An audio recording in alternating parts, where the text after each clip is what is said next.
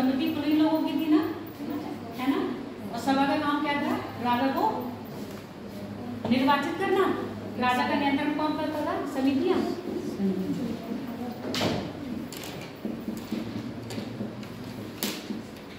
नियंत्रण का काम करती थी किस पर? राजा पर। ये तुम्हें पढ़ा चुके अब पूरा तुम लोग नहीं आया तो क्या करवा रहे हैं? रिव्यू। जैसे कहते हैं ना, कौन सा था? रिकैप। रिकैप चलता है प्रोग्राम में, पुराना पिछले आपने क्या देखा था, फिर नहीं करेंगे उसको, है ना। अब ये रिकैप है आपका। रिकैप में हमने क्या बताया था? समिति बताई थी। समिति का काम क्या था? राजा को नियंत्रण करना। नियंत्रित क्यों कर रहे हैं? क्योंकि राजा की उस समय से क्या जो उसकी शक्तियां होती थी असीमित होती थी, सीमित होती थी, सीमित, है ना। सीमित करने का काम कौन कर रहा था? समितियां। और जिसमें दो समितियां मुख्य थी, सभा और समिति। सभा का काम क्या था? राजा का निर्वाचन या चुनाव करना। राजा का पद उस समय कैसा था? सनी? हाँ, समझ गई मैं। वंशानुगत, ठीक है। उसके बाद समिति का काम क्या था? जैसे आपके नॉर्मल हो गए आर्थिक, सामाजिक और राजनीतिक मामले जो होते थे उसको कौन देखता था? समिति। समिति में जो मुखिया होते थे कौन होते थे? अधिकतर कुलीन वर्ग के लोग और बुजुर्ग वृद्ध लोग इसके क्या होते थे? सदस्य हुआ करते थे। विधत, अच्छा ये देख लो, सभा का 9 बार और समिति का 8 बार उल्लेख किया गया है। किसमें? आपके ऋग्वेद में। जितने भी हमारे वैदिक सभ्यता की जानकारी मिल रही है सब किससे मिल रही है? आपके ऋग्वेद से मिलती है।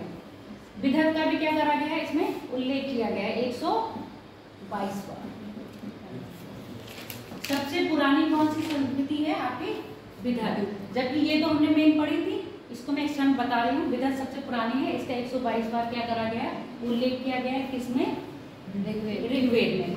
जो काम इसका था इससे पहले कभी ये काम कौन करता हूँ? आपका विवेक, है ना। सॉरी, विधत। फिर गण। गण का मुखिया गणपति। ये ऐसी है जैसे आपकी होती है ना मेन सभा हो गई, मेन सभा में सभा और समिति हो गई। इसके बाद एक छोटी मोटी सभा थी, इसको लुप्त कर दिया गया। इनसे पहले कभी ये सभा हुआ करती थी, ठीक है। जब ये लुप्त हो गए तो कौन सी आ गई? सभा और समिति, तो आ गई। इनका भी इनसे पहले क्या था? उल्लेख था। इसका भी उल्लेख इनसे पहले था, पर ये चीजें समाप्त हो गई। फिर क्या आ गया? सभा और समिति ने क्या किया? इनका स्थान ले लिया। इतनी बात क्लियर हो गई?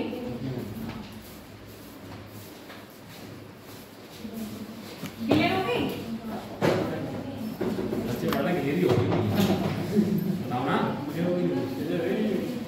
क्लियर होगी भी नहीं? तुमने पिछली बार पढ़ा, वही पढ़ा रही हूँ, अभी नया स्टार्ट नहीं करा है। हाँ, तुम थी नहीं। अच्छा, पेपर कैसा हुआ तुम्हारे पैट? ये बताओ।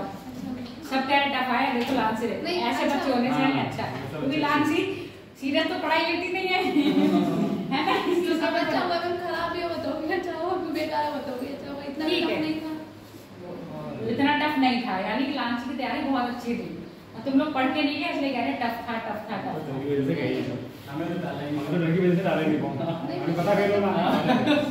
फेल या देखो क्या है, स्कोर कार्ड दे रहे हैं ना। स्कोर कार्ड में प्लस जाता है, निगेटिव जाता है। निगेटिव उन्होंने ये तो नहीं कहा फेल हो गए हो। निगेटिव जा रहा है तो खुद ही फेल हम लोग, और पॉजिटिव जा रहा है तो पास। तो आप लोग का कैसा हुआ? दे नहीं गए क्वेश्चन याद है कुछ? गांधी जी का छोड़ के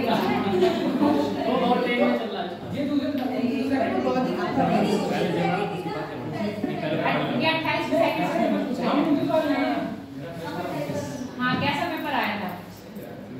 लाए हो पेपर? खराब भी आया हो तो भी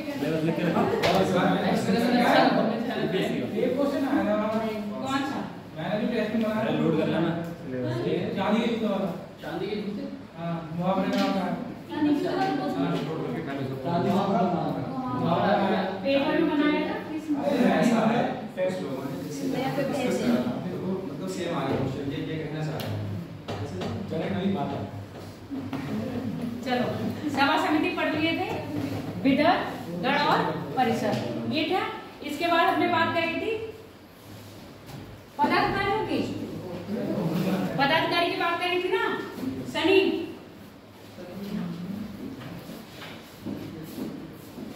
आलोक तुम्हारा पेपर कैसा हो बेटा? सच में छूट गए। 101 नंबर आएगा। इसकी गाड़ी नहीं छूटी है, बताना नहीं इसमें। 101 नंबर आएगा। ये बातें बताई नहीं।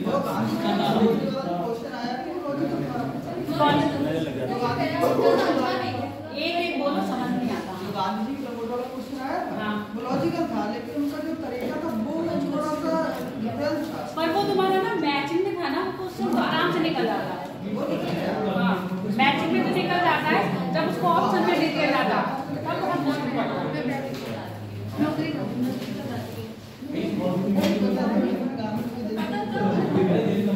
बातें नहीं करो बेटा। देखो, राजा के पदाधिकारी में अब बाद में डिस्कस करेंगे क्लास के बाद।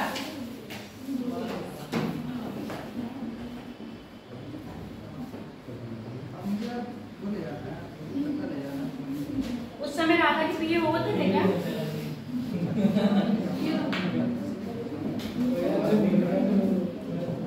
जरा अपनी बात करो बेटा। यहाँ पर हमारा जो हम लोगों ने छोड़ा राजा के, और अभी क्या करने के राजा के पदाधिकारी में मुख्य कौन कौन से बताए थे? पुरोहित बताया था। पुरोहित के बाद सेनानी, सेनानी के बाद ग्रामीण,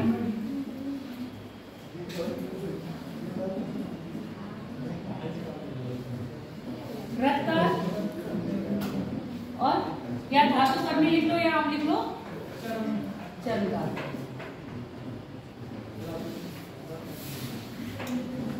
धातु कर्म को कर्मरा, ठीक है। ये कौन थे आपके? इनके मुख्य थे। इसके बाद अन्य में गुप्तचर सुने हो? गुप्तचर आज के जमाने में होते हैं गुप्तचर, है ना? हर ग्रुप में होते हैं। मतलब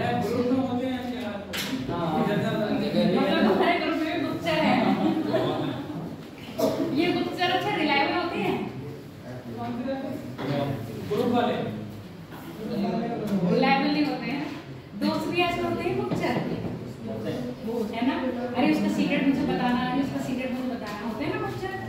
तो ये वाले गुप्तचर क्या है? गुप्तचर।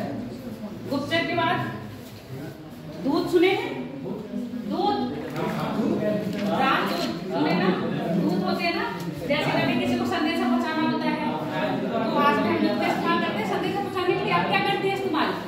आप भी दूध का इस्तेमाल करते हैं। अब वर्तमान में दूध का स्थान किसने ले लिया है? वर्तमान में दूध का स्थान किसने लिया है? पोस्टमैन। अब तो पोस्टमैन है भी नहीं। हाँ, जीमेल हो गए, मैसेज हो गए, टेक्स्ट मैसेज हो गया। अब ये क्या हो गया? दूध। आपका संदेशा डायरेक्ट राजा का संदेशा डायरेक्ट राजा को पहुंचने वाला है ना? और उस जमाने में क्या होता था? एक लेटर लिखा जाता था, लेटर लिख के एक बंदे को पकड़ाया जाता था कि आप फला फला जाके फला फला को दे आना। ये काम कौन कर रहा है? दूध संदेशा पहुंचाने के लिए। गुप्तचर का क्या काम है? गुप्त खबरें निकालना। किसकी गुप्त खबरें? राज्य की गुप्त खबरें की राजा के खिलाफ कोई षड्यंत्र तो नहीं रच रहे हैं, ठीक है। ऐसे जैसे आप लोग के खिलाफ कोई षड्यंत्र नहीं रचा जा रहा। गुप्तचर बनाओ, गुप्तचर बनाओ। क्या उस समय पीए होते थे राजा के? पर्सनल सेक्रेटरी होते थे। हाँ, तो ये हो गया उसके व्यक्तिगत सेवक। अब इनके नाम बताएंगे। पुरोहित का क्या होता था? मुख्य स्थान होता था, जो क्या होता था? राजा का सेवक भी होता था, राजा का दोस्त भी होता था। राजा के साथ कहाँ जाता था? युद्ध करने जाता था। राजा के युद्ध विजय की कामना भी करता था। उसके बाद होता सेनानी, यानी कि सेना का प्रमुख। उसको क्या कह रहे हैं हम? सेनानी। उस समय सेना स्थायी नहीं होती थी। स्थायी का मतलब? इस समय हम लोगों के पास क्या स्थायी सेना है ना? यानी कि सेना का संगठन हमेशा रहता है, उसका संचालन भी हमेशा करते रहते हैं, सेना का प्रमुख भी होता है। इस समय सेना स्थायी न होकर कैसी होती थी? अस्थायी होती थी। जब युद्ध की स्थिति आती थी तो सेना को क्या करा जाता था? एकत्र करा जाता था। उस सेना में महिला पुरुष दोनों ही भाग लेते थे। और वो कौन होते थे? आम नागरिक होते थे। आम नागरिक कहाँ के होंगे? गाँव के ना? नहीं होते थे बेटा उस समय। जिस समय हम ये बात कर रहे हैं छोटे छोटे कबीलों की बात कर रहे हैं। अभी हम ये बात कर रहे हैं ना, छोटे छोटे कबीले रहते थे आपस में। एक कबीला हो गया, या जैसे आप ये समझ लो आपके जो गाँव है, गाँव अगर हम कबीला मान लें तो उस गाँव का एक प्रधान होगा, है ना। अब वही प्रधान दूसरे गाँव का प्रधान होगा। अब वो एक रोड ऐसी होगी कि आधा आधा दोनों गाँव कवर कर रही होगी, है ना। इस गाँव की भी आधी रोड होगी, इस गाँव की भी आधी रोड होगी, आती है। तो समझो ऐसा हो गया, तो गांव के प्रधान में आप उनके तू में होती रहेगी, तुम्हारी तक की रोड टूट गई, तुम्हारी ट्रॉली हमारी रोड तोड़ देती है, जब होता है ना। तो ऐसे यहाँ भी रहा होगा ना, कबीलों में कभी कभी क्या हो जाती होगी, जंग हो जाती होगी आपस में। तो जंग होती होगी उस समय, तो नागरिक होते होंगे गाँव के, उन्हीं को क्या कर देते थे, एकत्रित करते थे। तो नागरिक सेना होती थी। ऐसी नागरिक सेना को क्या कहते हैं?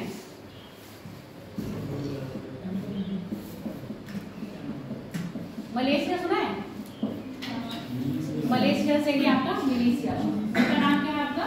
मिलिशिया। मिलिशिया यानी ऐसी सेना जिसमें क्या है, आम नागरिक हुआ करते थे। और कब होते थे? जब युद्ध की स्थिति होती थी। जब युद्ध होगा तब इनका संगठन किया जाएगा, जब युद्ध खत्म हो गया तो उसका विखंडन कर दिया जाएगा। समझ में आ गई?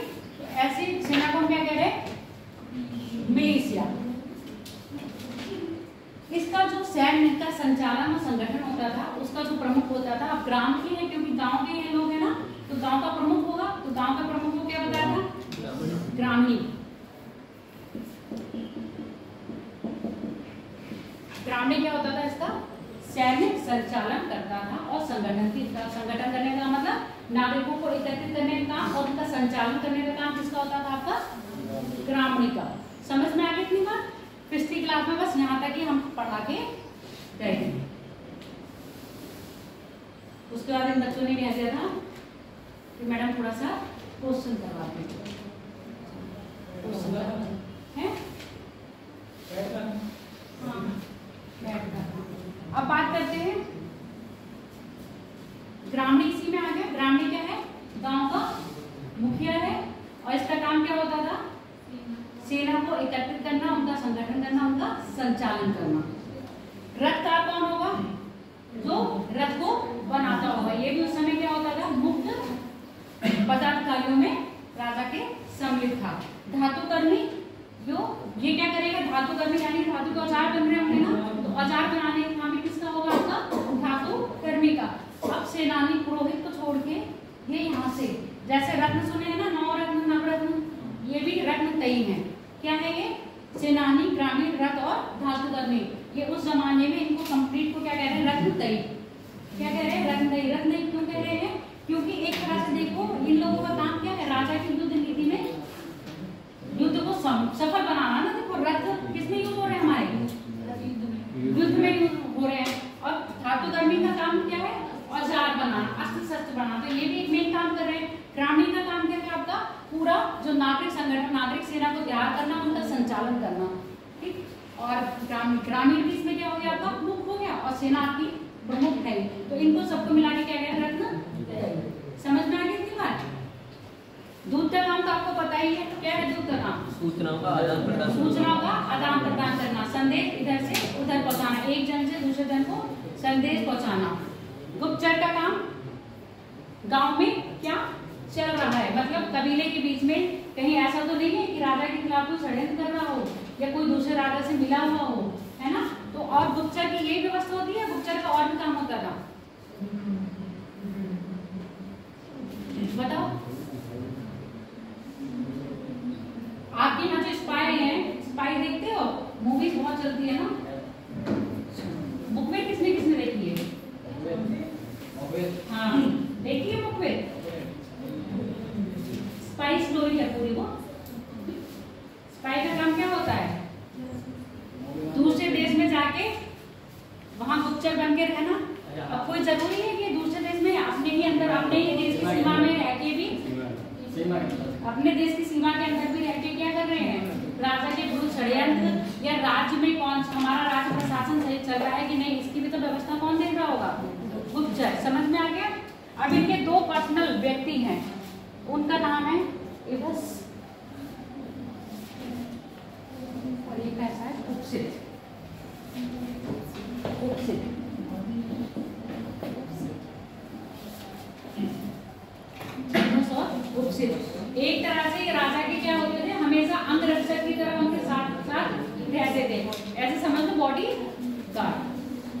बॉडीगार्ड है इसमें, और पर्सनल हो गए राजा का कुछ स्पेशली काम पड़ा के हमेशा उसके साथ ही रहने वाले, राजा को कभी छोड़ने वाले नहीं। ये कौन है? आपके व्यक्तिगत सेवक। नाम से पता चल रहा है व्यक्तिगत सेवक यानी कि आपके राजा के खुद पर्सनल, इधर इनको और किसी काम में इंक्लूड नहीं करा। आपका काम क्या है? बस मेरे साथ ही रहना है, तो मेरे साथ ही रहना है। समझ में आ गया? अब बात करेंगे न्यायिक व्यवस्था की। न्यायिक व्यवस्था में क्या होगा? राजा होगा केंद्र में या कोई और होगा? अच्छा, होगा केंद्र में राजा या कोई और, तो किसकी सलाह लेता होगा?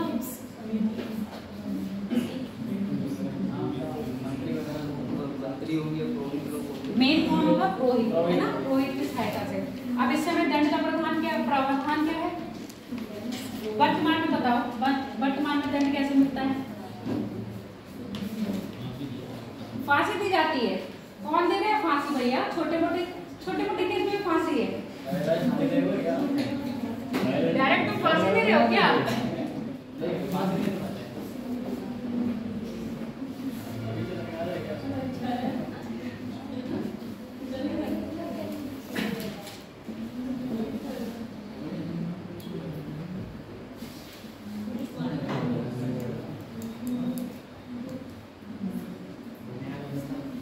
न्याय व्यवस्था में उस समय कोई ऐसा तो नहीं था जैसे आपके सुप्रीम कोर्ट, हाई कोर्ट, जिला कोर्ट, जिला न्यायालय चल रहा है। उस समय थी क्या? कोर्ट था क्या उस समय? नहीं था ना। मेन काम किसका होता था? मेन मुखिया राजा, है ना? तो न्याय का जो मुख्य केंद्र होता था न्याय व्यवस्था में, न्याय का मुख्य केंद्र कौन है आपका? राजा को सलाह देने का काम करता था आपका पुरोहित। अब सलाह लोगे ना, मान लो मैं आपके पास कोई केस लेके आई, ठीक है, मैंने आपके पास केस रख दिया, तो आप उस केस के दोनों पहलू को सुनोगे, उसको आप किसी की सलाह लोगे कि नहीं लोगे? तो सेम वही बात है, न्याय व्यवस्था में न्याय का जो केंद्र होता था वो होता था राजा, और राजा किसकी सलाह लेता था? पुरोहित की। पुरोहित की सलाह लेने के बाद राजा क्या करता था? दंड की व्यवस्था करता था। अब उस समय दंड का मतलब क्या होगा? बहुत बड़ा दंड, जिसमें राज के साथ, जैसे मैंने गुप्तचर बताए थे, गुप्तचर मान लो कोई बंदे को ऐसे पकड़ के ले आया तो क्या कर रहा है? विद्रोह कर रहा है। अब आप ये देखो, अगर इंडिया के विरुद्ध रहोगे, अगेंस्ट रहोगे, एंटी इंडिया रहोगे, तो आप क्या होगे? देश विरोधी होगे। तो देश विरोधी की क्या सजा होगी? आपकी आईडी निकाल दिया जाएगा, नागरिकता खत्म कर दी जाएगी ना? कर दी जाएगी, करेंगे कि नहीं? फिर नागरिकता खत्म होने के बाद आपको कहाँ भेज दिया जाएगा? कि बाहर भेज दिया जाएगा कि नहीं रखा जाएगा?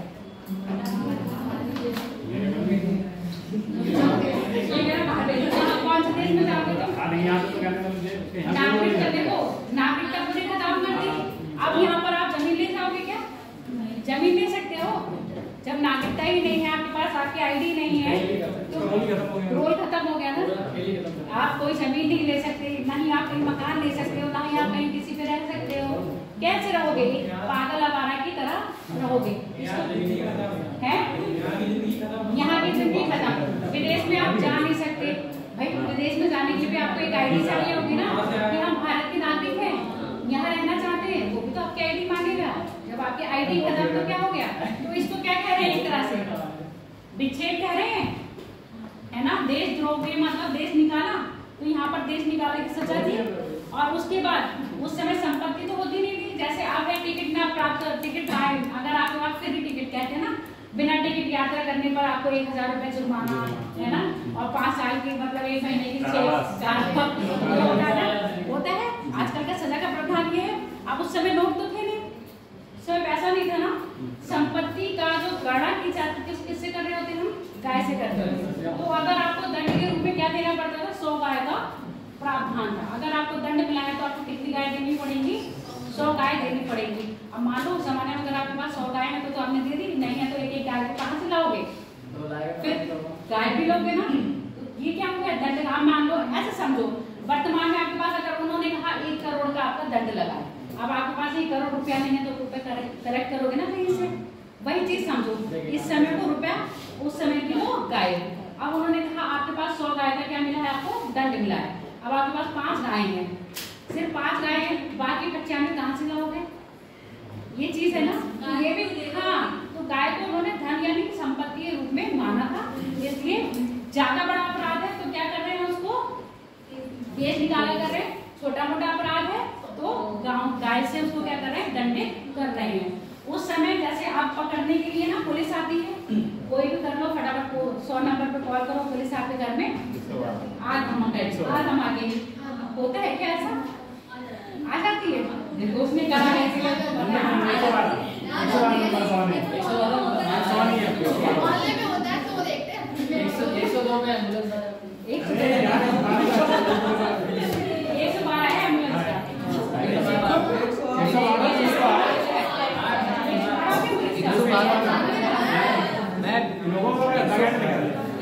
यूनिवर्सल है, आप 112 लगाइए, सारी सुविधाएं मिलेंगी। 112 यूनिवर्सल मैंने एम्बुलेंस में लिखा हुआ देखा ना 112 इसमें बताया। चलो तो ऐसे भी क्या है, उस समय भी ऐसे पुलिसकर्मी हुआ करते थे तो छोटे मोटे अपराधों के लिए लोगों को पकड़ के ले जाया करते थे। पर न्याय व्यवस्था में न्याय देने का काम जैसे अब हमारे हाई कोर्ट सुप्रीम कोर्ट का है, उस समय किसका होता था? राजा को। यानी गुप्तचर ने कोई सर्वो दी, क्या कहा? गुप्तचर ने किसी की खबर निकाली, जैसे आपके स्पाई समझ लो, ऐसे नॉर्मल समझ लो, कोई स्पाई है, उसने पकड़ लिया कि ये हमारे देश में क्या है, दूसरे देश का स्पाई है, काम कर रहा है, उसका पता लगा लो, उसको क्या करेंगे फिर खबर भिजवाएंगे किसके पास? आपके सेंटर में, गृह मंत्री के पास ना, होम मिनिस्टर के पास खबर भिजवाएंगे। तो होम मिनिस्टर क्या करेगा? अपने कर्मियों को बताएगा कि उस वक्त फलाने बंदे को आप पकड़ के लाइए और उसकी क्या करिए, जांच करिए, सही हमें जो खबर मिली है वो सही है या गलत है। जब वो खबर सही होगी तो उसको क्या करेंगे, अपने स्तर पर उसको सजा देंगे। तो उस सजा देगा, उसका काम, वो काम किसका होगा? या तो सुप्रीम कोर्ट का होगा या हाई कोर्ट का होगा, या अपने ही अंदर वो क्या कर लेंगे, व्यवस्था। अब यहाँ पर उस समय सुप्रीम कोर्ट हाई कोर्ट तो नहीं होती थी, जैसे सभा समिति में छोटा मोटा मामला तो किसने निपटा लिया? आपका समिति ने निपटा लिया, जिसमें मैंने बताया था धार्मिक हो गए, सामाजिक हो गए, आर्थिक, जितने भी कितने होते थे मामले होते थे उनको कौन निपटाता था? आपका समिति निपटाती थी। कल परसों वाली क्लास में बताया था। अब तो ज्यादा ही बड़ा गंभीर मामला होगा, वो कहाँ पहुंचेगा? राजा के पास। फिर राजा पुरोहित की मदद से क्या करेगा? निर्णय लेगा, फिर उसी अनुसार उसको दंड व्यवस्था दी जाएगी। तो समझ में आ गया? न्याय का केंद्र राजा हुआ करता है, दंड का प्रमाण उस समय था। क्लियर हो गई बात या नहीं? अब हम बात करेंगे इनके सामाजिक जीवन। सामाजिक जीवन में हम लोग क्या क्या पढ़ सकते हैं बताओ? आप लोग का सामाजिक जीवन पढ़ो, सोशल लाइफ, तो आप मुझे क्या क्या बताओगे अपनी लाइफ में? बहुत कुछ चल रहा है। अब वो जो बहुत कुछ चल रहा है वो बहुत कुछ ही बताओ। रहन सहन हो गया, दिनचर्या हो गई, खाना पीना हो गया, कपड़े कैसे पहनते थे, है ना, सोसाइटी में कैसे रहते थे।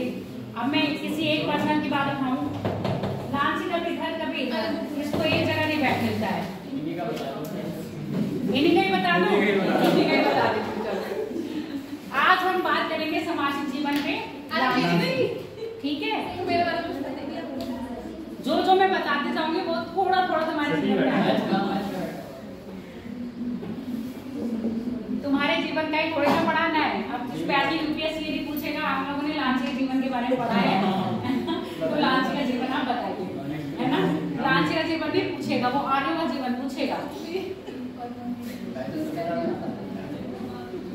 देखो, सबसे पहली बात हम सामाजिक जीवन की बात करेंगे। समाज में सबसे छोटा पहलू कौन सा है समाज का? यानी कि इनका परिवार का स्वरूप कैसा हुआ करता है।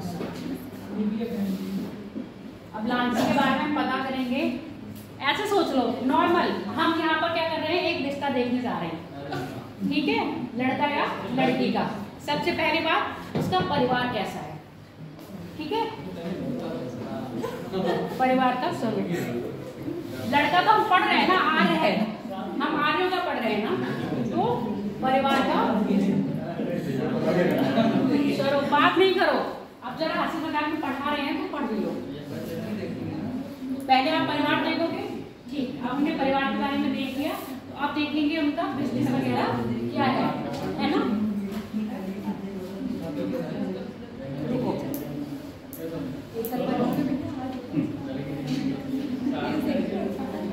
खाना पीना, परिवार को देखना वाला लड़की को परिवार उनका खान पीन कैसा है। खान पीन में मतलब सुन लो, अब पता चले आप शाकाहारी हो, परिवार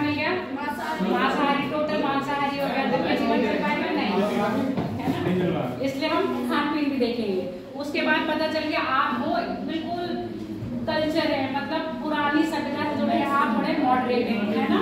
तो अब पता चल रहा है आपकी लड़की को जींस पहनना पसंद है, वहाँ साड़ी पहनाना पसंद है, फिर दिक्कत हो जाएगी। तो इसलिए हम यहाँ का देखेंगे इनका संस्कृति, तो बाद में आएगा वस्त्र, यानी कि किस तरह से क्या पहन के देंगे कपड़े। आ रहे हैं ना। परिवार का स्वरूप हो गया, खान पान हो गया, वस्त्र हो गया। इसके बाद इनके जीवन में क्या होगा? व्यवसाय नहीं आएगा, वो व्यवसाय आर्थिक जीवन में आएगा। व्यवसाय आर्थिक जीवन में नहीं, अभी हम परिवार की बात कर रहे हैं। चलो पहले इतना बात करें, तब तक और पॉइंट्स याद आ जाएंगे। परिवार का स्वरूप सुन लो मेरी बात। परिवार कैसा होता था? ऋग्वेद में जितने भी परिवारों का उल्लेख मिला है, कैसा मिला है? संयुक्त परिवार। संयुक्त परिवार का आप मतलब समझते हो? संयुक्त परिवार का कौन कौन हो सकता है बताओ? संयुक्त परिवार होते थे, और इस परिवार में मुखिया कौन होता था? परिवार का बड़ा, है ना। अब परिवार की जैसे उस समय लास्ट क्लास में बताया था ना, कैसे बटा हुआ था? जन किस में बटे थे? 20 में 20, ग्राम में ग्राम, कुल में बताया ना। याद है किसी को? नहीं आए थे?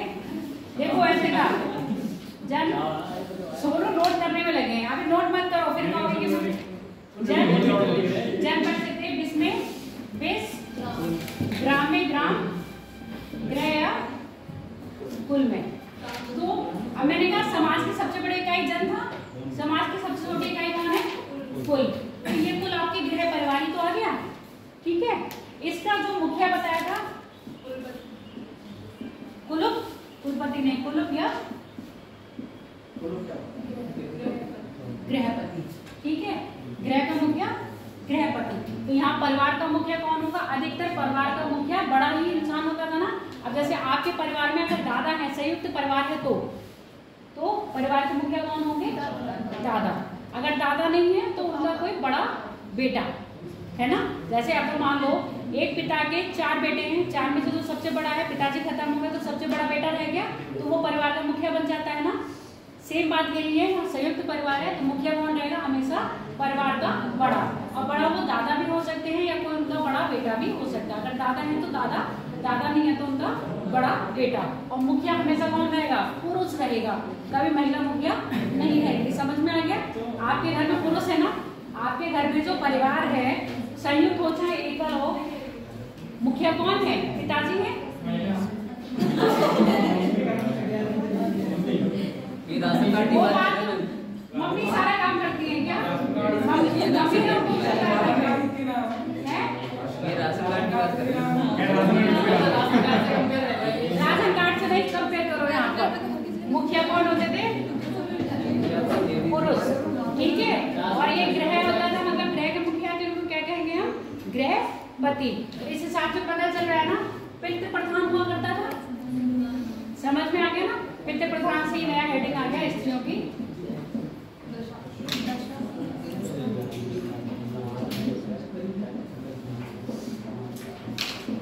अगला है, मैंने कहा था पढ़ाते पढ़ाते यार आ जाएगा। हाँ ठीक है। पुरुष मुखिया होते थे, इनको कहते थे गृहपति। संयुक्त परिवार, दादा नानी पोता पोती ये सब हुआ करते थे। इनको संयुक्त रूप से क्या कहते थे? नृत्य। नृत्य की संज्ञा दी जाती है। नृत्य का मतलब दादा दादी नाना नानी पोता, इनको मिला के हम कह रहे हैं नृत्य। इसमें ये नहीं आएंगे, मम्मी पापा नहीं आएंगे। कौन आ रहा है? ननिहाल के ऊपर जो आपके ग्रैंड हैं और इधर दरियार में जो ग्रैंड है उसके साथ जो ग्रैंड सन है वो आएंगे, यानी कि ग्रैंड दादा, ग्रैंड मदर, ग्रैंड फादर और आपके ग्रैंड सन। इनको तीनों पांचों को मिला के हम क्या कह रहे हैं? समझ में आ गया इतनी बार? परिवार कैसे है? परिवार कैसे है? संयुक्त परिवार है। मुखिया कौन है? पुरुष, ठीक है। पुरुष प्रधान, इस हिसाब से पता चल रहा है कि यहाँ का जो क्या है? पितृ प्रधान। संस्कृति,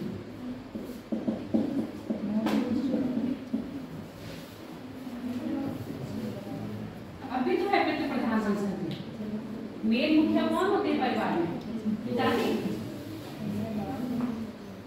कैसे हंस रही है? मतलब जो हंसेगा मतलब क्या पिताजी में नहीं है? मतलब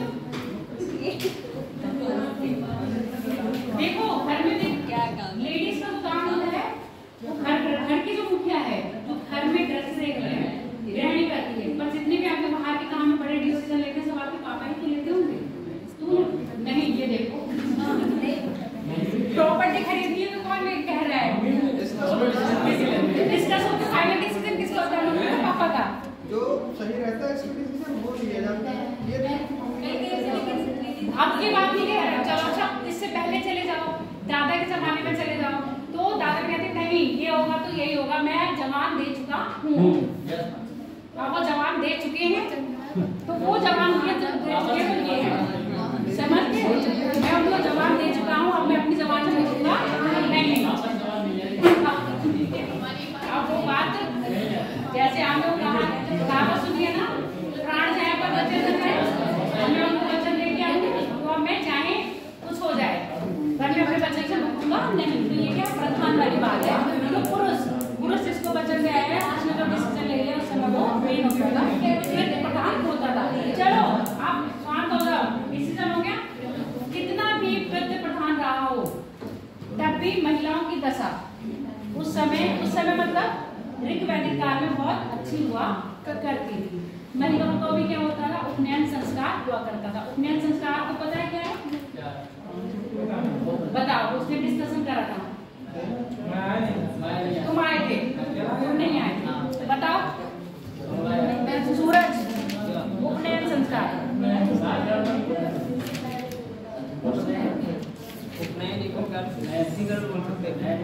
उपनयन का मतलब क्या है बताओ? जो ब्राह्मण है वो बताएंगे।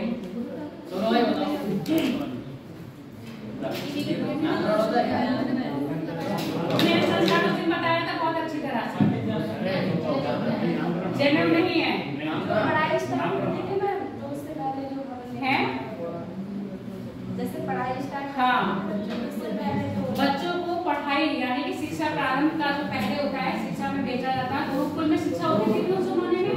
रामायण देखी होगी, कृष्णा वगैरह देखा होगा, उसमें क्या है? उपनयन संस्कार होता था। उपनयन संस्कार में मतलब एक ब्राह्मण जीवन व्यतीत करने गुरु के आश्रम में जाते थे शिक्षा लेने, ठीक है, भिक्षा मांगते, वही पहली भिक्षा अपने घर से लेते थे, उसके बाद फिर 5 घर से जो भिक्षा में मिलता था उसे अपना अपने गुरु को दिया करते थे, और उसके बदले गुरु ने क्या देता था? शिक्षा। तो उपनयन संस्कार कैसे होता था? जैसे उस समय लड़कों का होता था सेम वैसे ही लड़कियों का भी उपनयन संस्कार होता था। लड़कियां भी क्या करती थी? शिक्षा लेने जाती थी, और ऐसी शिक्षित महिलाओं को क्या कहा जाता था? विदुषी। कुछ विदेशी नारियों के नाम बताओ। हाँ, काजी, पालन, लोपामुद्रा। तो ऐसे विदुषियों ने क्या करा है? ऋग्वेद में कुछ ऋचाएं भी लिखी है। समझ पढ़ी लिखी होती हैं, समझ में आ गई? अब ये बताओ, आजकल के जमाने में आपके पास ये अधिकार है, अगर आप शादी ना करना चाहो, लड़कियों से ही पूछ रहे हैं हम, शादी ना करना चाहो तो ऐसा हो सकता है कि शादी ना करो और परिवार वाले कुछ ना कुछ जबरदस्ती शादी कर दें आपकी, या कहें ठीक है तुम नहीं करना चाहते तो हम नहीं करेंगे। ऐसा है या नहीं है? दोनों बातें हैं, पर इस जमाने में ऐसा था, अगर कोई लड़की शादी नहीं करना चाहती है तो क्या करती है? वो आजीवन कुंवारी रह सकती है। और ऐसी लड़कियों को क्या कहा जाता था? बताओ, ऐसी लड़कियों को क्या कहा जाता था जो आजीवन कुंवारी रहती थी? अमाजू।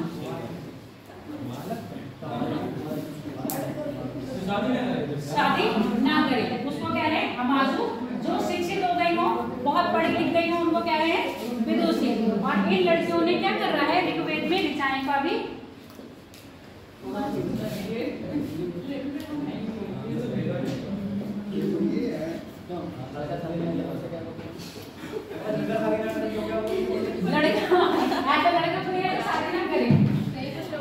कुछ लोग होते हैं और इस जमाने में ऐसा लड़कियों के बारे में कहा है, लड़कों का नहीं।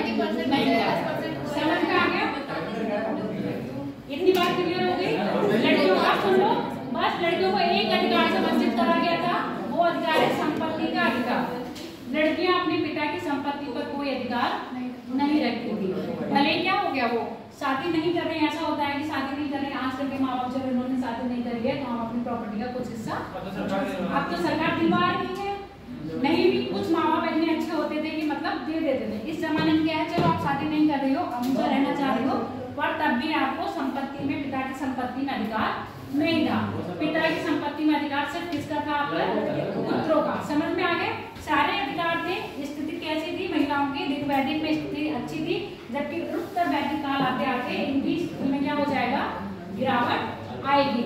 इस समय महिला सभा और समिति में भी भाग लिया करती थी। और विधव बताया था, विधव में भी क्या महिला भाग लिया करती थी। तो समझ जाओ महिलाओं की स्थिति अच्छी थी, बस अधिकार क्या नहीं था,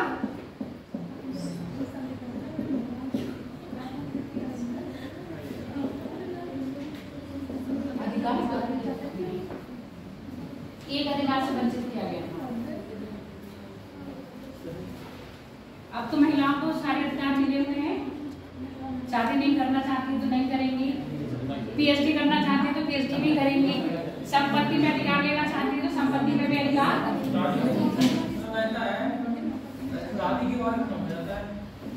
अब कानून दे रही है, तो आप देखो आपके जो कानून बनाए हैं नॉर्मली क्या, अगर लड़की लेना चाह रही है तो ले सकती है, नहीं लेना चाहती तो जबरदस्ती नहीं है, जैसे नॉर्मल होता है।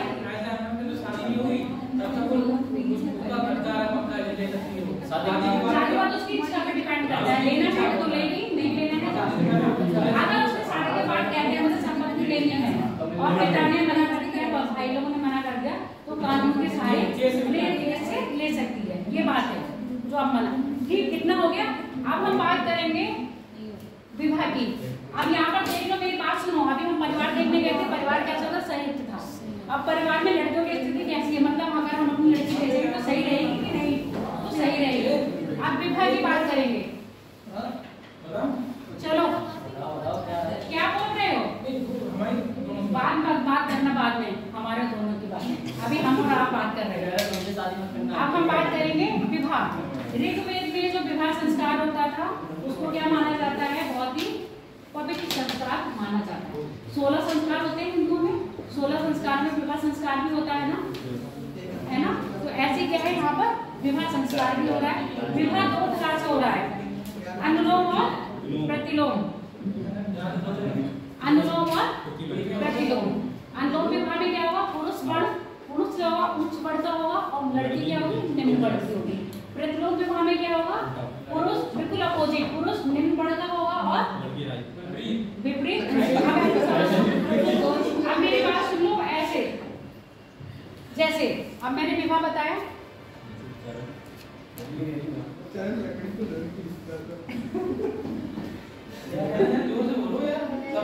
अरे धीरे धीरे बात करा करो तुम लोग, बात करती हो तो ये समझ में आता है, क्यों बात करती हो ये समझ नहीं आता है। हो जाता है लकड़ी को लकड़ी बोलना, लड़की को लकड़ा बोलना, ठीक है।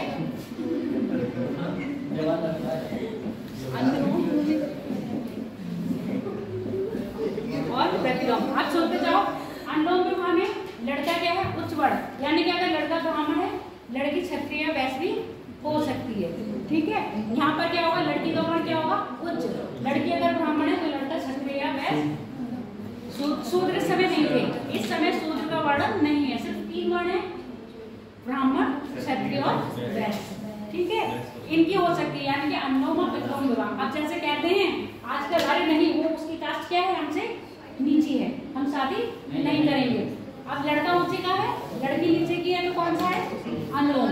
लड़की ब्राह्मण है, लड़का कुछ है मतलब नीचे है तो प्रतिलोम। इस 2 तरह के विवाह का क्या मिल रहा है, वर्णन मिल रहा है। किसमें मिल रहा है, आपके ऋग्वेद में। और विवाह संस्कार क्या है, पवित्र संस्कार हुआ करता था उस जमाने में। कपल, आजकल कहते हैं ना हम लोग कपल, लड़का लड़की को एक साथ कह रहे हैं कपल, उस जमाने में लड़का लड़की को एक साथ संयुक्त रूप से मिल रहे हैं तो कहेंगे अब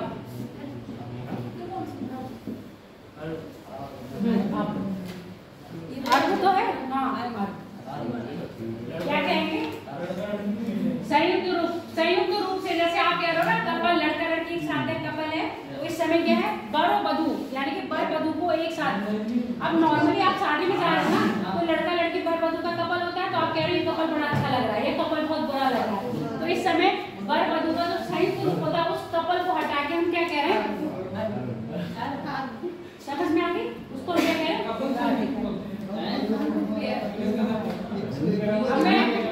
चलो हिंदी में कहते हैं जोड़ा बहुत अच्छा लग रहा है, ठीक है, तो आप जोड़ा ना कह के इसको क्या कह रहे हैं,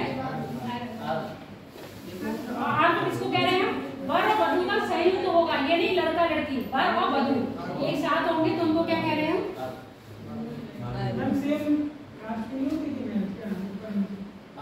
सेम कास्ट इसमें दो ही बताए हैं, बस इसमें ये बोला उच्च और निम्न। जब आप धीरे धीरे आप उसमें आओगे ना उत्तर वैदिक काल में, तो विवाह के दैत्य विवाह भी होगा, देव विवाह भी होगा। मतलब 8 प्रकार के विवाह बताए हैं, अभी तो 2 प्रकार के पढ़ोगे, उत्तर वैदिक काल में 8 प्रकार के विवाह हैं, जिसमें आपकी लव मैरिज की इंक्लूड होगी नहीं। अब ऐसा दिखाया नहीं इसमें लव मैरिज होती थी या नहीं होती थी, बस क्या भैया समान ऋग्वेद में ये चीज नहीं लिखी है। ऋग्वेद में क्या लिखा है, शादी लिखी है, शादी किस तरह से होती थी आपका अनुलोम और प्रतिलोम। इसमें क्या है, लड़का उच्च वर्ग का होगा, लड़की निम्न वर्ग की, इसमें लड़की निम्न उच्च वर्ग की और लड़का निम्न वर्ग का। ये बात लिख लेना, नहीं तो नोट्स में लिखी है, बस यहाँ पर समझ। इतनी बात क्लियर हो गई। खान पान की बात कर ले या वर्ण व्यवस्था, इससे पहले हम बात कर लेते हैं वर्ण व्यवस्था की, यहीं पर।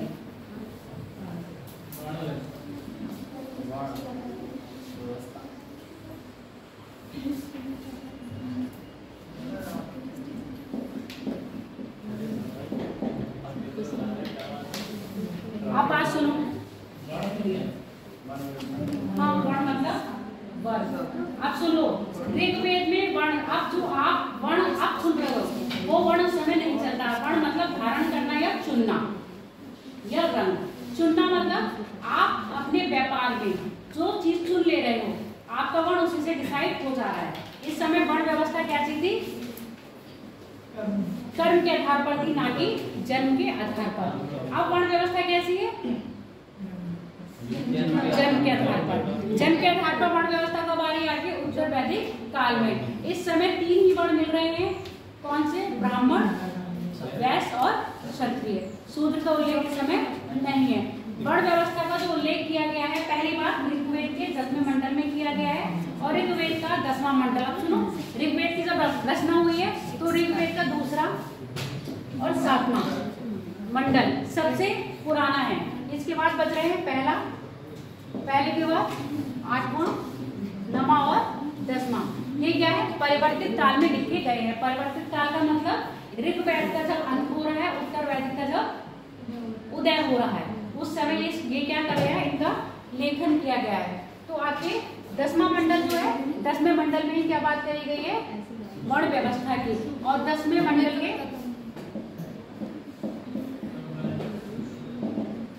पुरुष सूक्त में ये कहा गया है, क्या है, जो आपका वर्ण व्यवस्था का हुआ है, एक कौन थे, विराट पुरुष के मुख से किसकी है, मतलब जो उसका ये है सिर, उससे आपके ब्राह्मण की उत्पत्ति हुई है।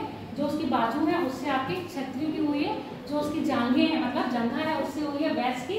शूद्र का इसमें अभी कोई उल्लेख नहीं था। पर परिवर्तित काल आते आते मतलब उत्तर वैदिक काल आते आते इसमें शूद्र की भी क्या करी गई है,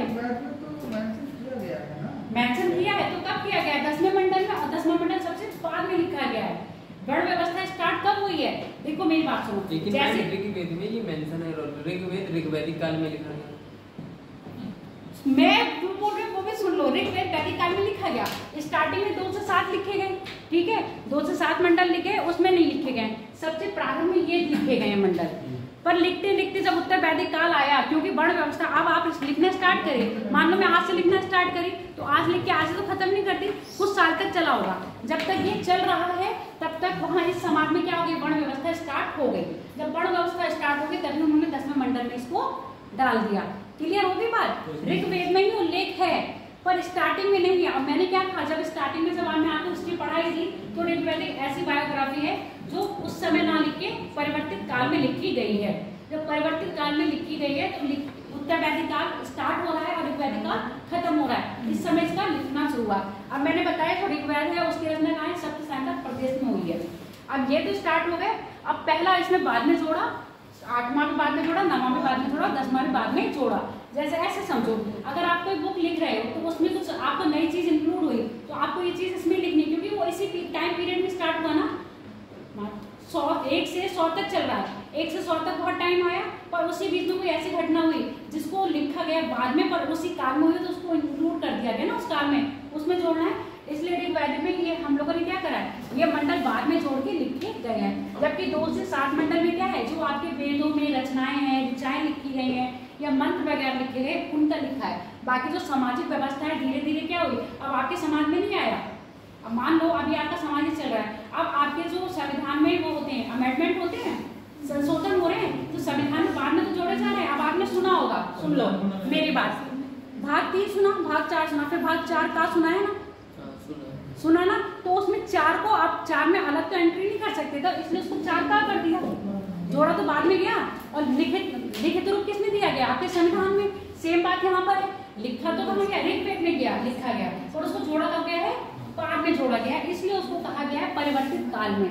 अब जो आपके जितने में अमेंडमेंट हो रहे हैं, संशोधन हो रहे हैं, तो बाद में तो हो रहे हैं, और लिखा और जोड़ा किसमें जा रहा है, आपके संविधान में। सेम वही बात है, संशोधन हुआ या कुछ उस समाज में परिवर्तन हुआ तो उसको क्या है, वो समाज की व्यवस्था को जोड़ा ऋग्वेद में, क्योंकि ये ऋग्वेद काल में जोड़ा गया, ऋग्वेदिक काल में ही हो रहा है, तो उसको ऋग्वेद में देना है, इसलिए उसको बाद में हमने इंक्लूड कर दिया। इसलिए सीधे सीधे बोला है जो 1, 8, 9, 10 ये मंडल हैं, ये परिवर्तित काल में लिखे गए हैं। क्लियर हो गया या नहीं?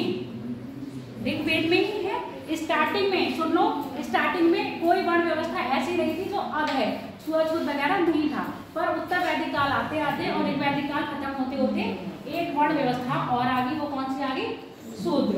समझ में आ गई? प्रारंभ में कितने, 3 हैं। इसी में 9वें मंडल में एक व्यक्ति कह रहा है कि मैं कवि हूँ, मेरे पिता कौन है, वैश्य है, मतलब व्यापारी है, और मेरी माँ क्या करती है, चक्की चलाती है। तो एक परिवार में 3 वर्ण के लोग रह रहे हैं, एक परिवार में 3 वर्ण के लोग रह गए। कौन कौन से? कवि खुद लेखक है, साहित्य लिख रहा है, उसके पिता क्या है, वैश्य है, और क्या हो गया, उसकी माता क्या है, व्यापारी, यानी कि आटा चलाने वाली चक्की। तो अलग अलग वर्ण हो गया। तो इस जमाने में वर्ण व्यवस्था कैसी थी, कर्म के आधार पर थी, ना कि जन्म के आधार पर। अब उत्तर वैदिक काल आते आते वर्ण व्यवस्था कैसी होगी, आपके जन्म के आधार पर, यानी कि अगर आप ब्राह्मण कुल में जन्मे हो तो आप ब्राह्मण हो, क्षत्रिय कुल में जन्मे हो तो आप क्षत्रिय हो, वैश्य कुल में जन्मे हो तो आप वैश्य हो। इस टाइम में क्या है, अगर आप ब्राह्मण के घर, मतलब ब्राह्मण है आपके पिता और आप क्षत्रिय बनना चाहते हो तो आप क्षत्रिय बन सकते हो। कर्म के आधार पर वर्ण व्यवस्था थी, जन्म के आधार पर नहीं थी। वर्ण व्यवस्था का उल्लेख है ऋग्वेद में, पर उल्लेख करने का मतलब उसको परिवर्तित काल में वो कैसे बदल गया, उनके विचारों में कैसे अंतर है, वो चीज दिखा रहे हैं। अभी हम कर्म के हैं, फिर हम कहाँ पर आ जाएंगे, जन्म के। इस समय शूद्र की कोई व्याख्या नहीं है, पर ऋग्वैदिक काल में शूद्र की व्याख्या करी है, पर कब आई है, बिल्कुल उत्तर वैदिक काल में शूद्र का क्या हुआ है, उत्पत्ति हुई है। ठीक, और शूद्र भी इन लोगों ने कौन से शूद्र माने, जो अनार्य थे, जो अनार्य थे उनको क्या कहा है, शूद्र कहा गया। समझ में आ गई?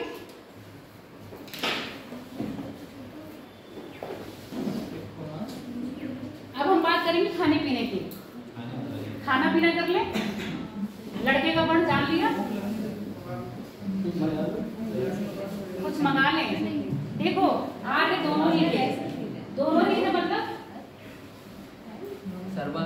सर्वाहारी, दोनों ही मांसाहारी और शाकाहारी। अरे वो तीसरा डालो, तीसरा वाला उसको मिला के होगा, लान से ही खाना खा लो। दोनों थे शाकाहारी और मांसाहारी। विशेषकर यानी कि गाय कैसी थी इनकी, गाय शाकाहारी थी। ये देखो गाय कैसी थी, वो कह रहे गाय शाकाहारी थी। गाय को किस रूप में मानते थे, विशेष था ना, दंड। गाय देखो संपत्ति मान रहे हैं, है ना, गाय की गणना कैसे कर रहे हैं, संपत्ति के रूप में कर रहे हैं। जब गाय को संपत्ति मान रहे हैं तो गाय से जो चीजें प्राप्त होंगी वो भी तो विशेष होंगी, गाय से जो चीजें प्राप्त होंगी वो विशेष होंगी ना। अब गाय से हमें दूध मिलता है, दूध से फिर हम दही बनाते हैं, दही से घी मिलता है, पनीर उस जमाने में नहीं था, वो पनीर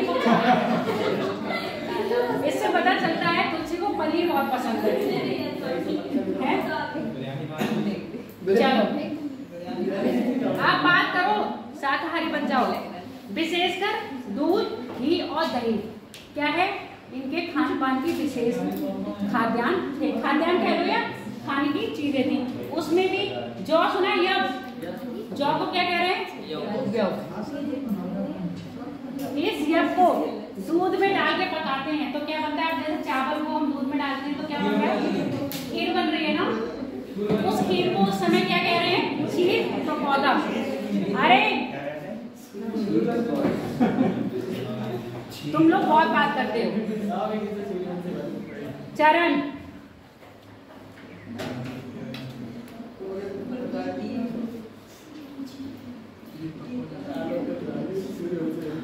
शीर पकौड़ा। यव को दूध में पकाया तो क्या बन रहा है आपका, शीर पकौड़ा। अब इसको ऐसे करो, खीर पकौड़ी, मतलब खीर पका दी तो क्या है, खीर पकौड़ा। यव को दूध में मिलाया तो आपका बन गया शीर पकौड़ा। अब ये यव, हाँ क्षीर सागर, हाँ क्षीर पकौड़ा नाम है जिसको हम खीर कह रहे हैं एक तरह से। जैसे आप सुनो मेरी बात, जैसे आप उनको क्या करते हैं, दूध में चावल डालो तो खीर बन गई, ठीक है। उस समय चावल तो नहीं थे क्योंकि चावल से परिचित नहीं है इनके, उसमें चावल और मछली को पता ही नहीं है। आप सुनते जाना, चावल का उल्लेख ऋग्वेद में नहीं है, मछली का उल्लेख ऋग्वेद में नहीं है, नमक का उल्लेख ऋग्वेद में नहीं है। ये अपवाद है, पेपर में ऐसी चीजें पूछी जाती हैं। अभी आप लोगों ने देख लिया है ना। तो ऋग्वेद में इनका तो खाना है यव। यव को क्या कह रहे हैं हम, जौ को दूध में मिलाया तो क्या बन गया। अब इसको हम पीस लेंगे, यानी कि यव को पीस दिया तो बन गया सत्तू, है ना। क्या बन गया, सत्तू। सत्तू को दही में मिलाएंगे तो क्या बनेगा, इनकी एक और चीज बन जाएगी, एक और डिश बन गई।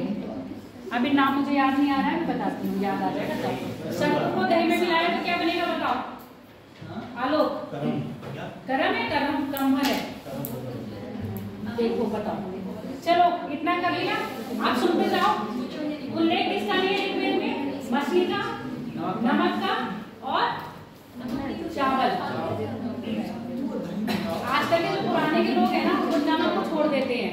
नमक हड्डियों को गलाता है, नमक फैट में बढ़ाता है। और आजकल के जमाने में नमक कम और ये नमक कम है, खाना स्वाद लगेगा। उस जमाने में लोग क्या देख लिया, क्या गरम बना,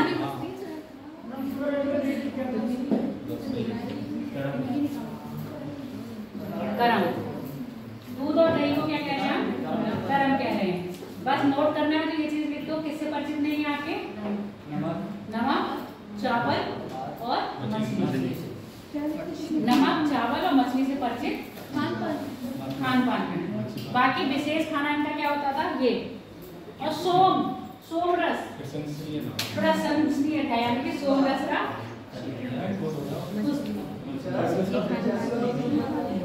सोम रस इनका क्या था, प्रसन्न, यानी कि बहुत मन से सोम रस का सेवन करना।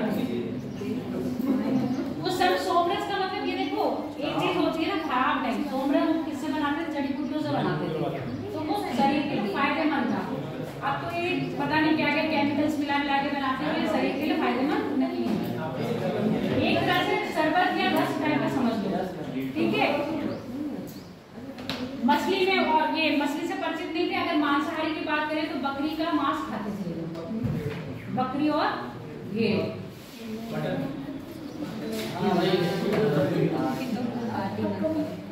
मांस में बकरी और भेड़ का मांस खाते थे। कौन खाता था, आर्य पढ़ रहे हो बेटा, भेड़ का। गाय को मारना क्या था, पाप था। गाय का मांस खाना ही नहीं होता था। गाय को क्या कहते थे, अगन्य।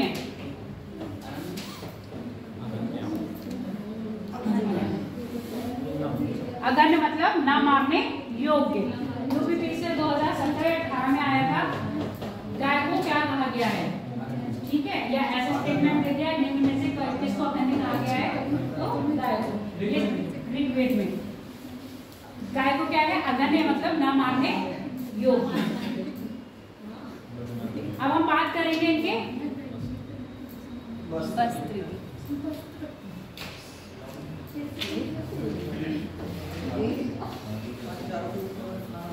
वस्त्र खाना पीना हो गया, कपड़े हो गए, स्त्रियों की दशा हो गई, विवाह संस्कार हो गया, खान पान रह गया। खान पान के बाद फिर मनोरंजन है। टीवी नहीं होती थी पहले, टीवी नए नए आए थे ना, टेलीविजन, और उस समय टीवी की बीमारी बहुत चलती थी, नाम लेते थे टीवी। अरे क्या नाम ले लिया आप लोगों ने, है ना? बल्ब नहीं था ये।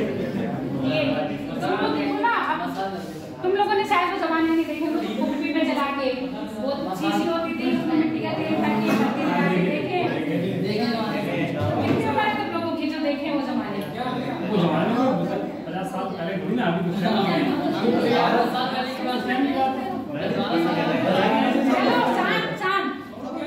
एक साथ एक बंदा नहीं बोलता, सब बोलते हैं। लड़कियां इस मामले में शांत है। अब वो कहावत फिर 4 लड़कियां जहाँ बैठ जाती हैं, हाँ, अब वो कहावत फेल करके आप बोल रहे हैं, बस की बात कर। हाँ हाँ, तभी लड़कियों का निकल जाता है, लड़के को नहीं निकलता। लड़के पढ़ने में कमजोर हो गए। पहले सुन लो, नीस है, आदिवास है, नीस आदिवास एक और है।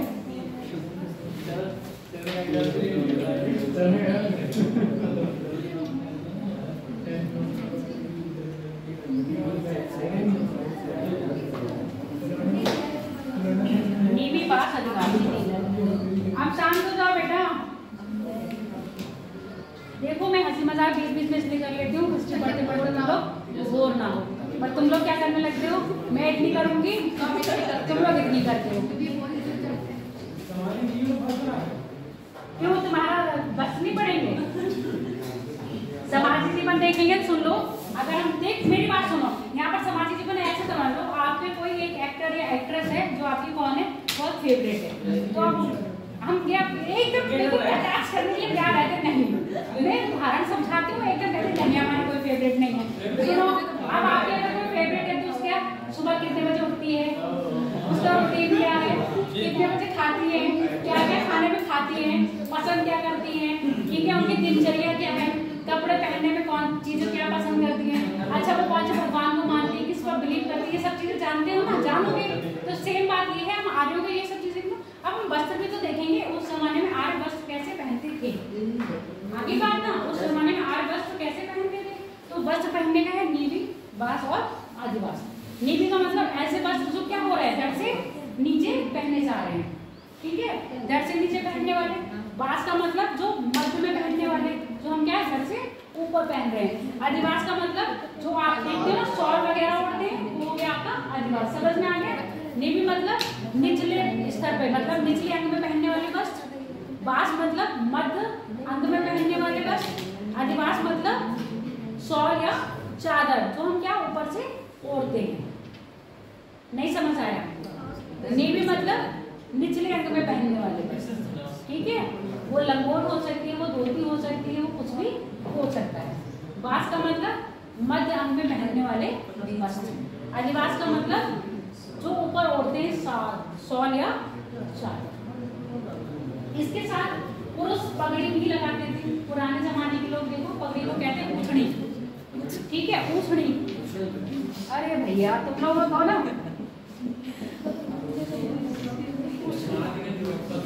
है ना, ऊँचड़ी को क्या कह रहे हैं?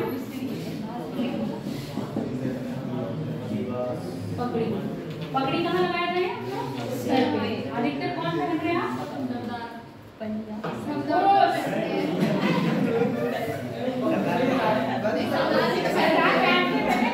कब पढ़ रहे हैं? आग में। तुम लोग जा रहे हो आग में, ठीक है। आपने पुराने जमाने में नहीं देखे, पुराने जमाने के वृद्ध लोग अब राजस्थान में करने जाओ, आपने अपनी भी पगड़ी पहनते हैं, पहनते कि नहीं पहनते हैं? और जो आप पुराने में, मतलब अब तो नहीं ज्यादा पता, आपके टाइम पे कहीं भी जाते थे तो अभी तो कहते थे ये मेरी पगड़ी का सवाल है। पगड़ी का सवाल क्या है? कहाँ से आया? कहाँ से आया? मैंने अपनी पगड़ी अपने जॉर्डन में रखी ना, ये सब चीजें थी, कहाँ से आई है? पुरुष का पहन रहे हैं पगड़ी। बाकी ये क्या है? आम वस्त्र, ठीक है, आम वस्त्र। और पगड़ी क्या है? स्पेशली कौन पहन रहे हैं? पुरुष। अब हम बात कर रहे हैं आभूषण की। आभूषण दोनों को ही पहनने का शौक था। दोनों कौन? स्त्री और पुरुष दोनों ही क्या पहनते थे? आभूषण पहना करते थे। हाँ, पुराने जमाने के देखेंगे तो उन लोगों के कान सीधे होते हैं। कान सीधे होते हैं ना, कानों में पहना होता है। आप तो बेटा नॉर्मल लड़के जो है ना नई उम्र के फैशन में पहन रहे हैं। पुराने जमाने में ये लोग दोनों पहनते थे। इनका भी कोई लिंक है। एक कान में होता है आपको, कान में होता है। ये मैंने कहीं पढ़ा था कि कान जो छेदा जाता है ना, कड़ा जाता है, उसमें कौन एक कान जरूर छिदवाते हैं। उससे कोई दिमाग की कुछ नस का कुछ साइंटिफिक है ये। अब नहीं कोई करवाता है। पहले के आदमी भी और महिलाएं भी, महिला तो बराबर करवाती है पर पुरुष भी तब करवाते हैं।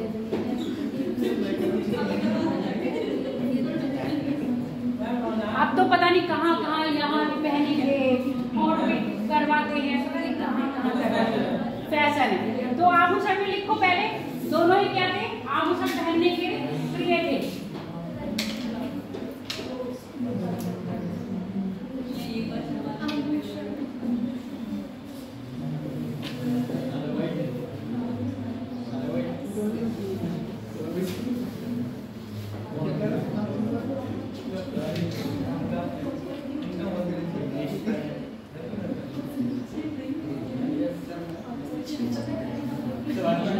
हो गया। अब सुनो, आभूषण कहाँ पहने जाएंगे? गले में और कानों में। कानों में और गले में दोनों में क्या पहनते थे? देखो आदमी पुराने जमाने में माला भी पहनते थे। चैन तो आभूषण अब भी पहनते हैं मर्द नहीं, बस कान में छिदवाते हैं, मुंडी पहनते हैं, है ना, गले में चैन भी पहनते हैं। चलो बाद में आ जाएगा कि नहीं है तो बाद में आ जाएगा।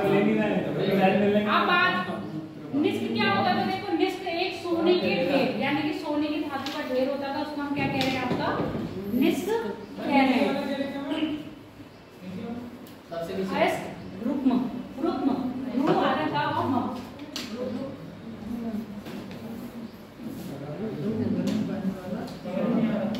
आप समझ में आए? अरे भैया लो ऐसे कुछ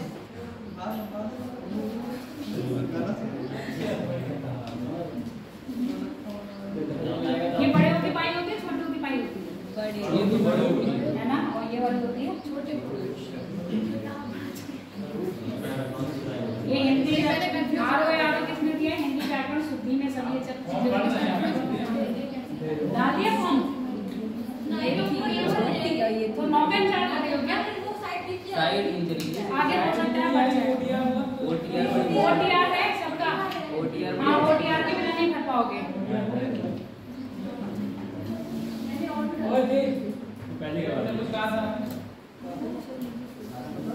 निष्क क्या बताया? सोने की धातु के ढेर को क्या कह रहे हैं आप? निष्क कह रहे हैं। रुक्म ऐसा हार, आप कहते हैं गले हार कह दो। सुनार की दुकान पे जा रहे जाकर भैया मुझे नेकलेस दिखा दीजिए, मतलब हार दिखा दीजिए। तो उस जमाने का नेकलेस को क्या कह रहे हैं हम? उस जमाने के नेकलेस यानी नौलत हार को क्या कह रहे हैं हम लोग? रुक्म। रुक्म क्या है आपका? गले में पहने जाने वाला आभूषण।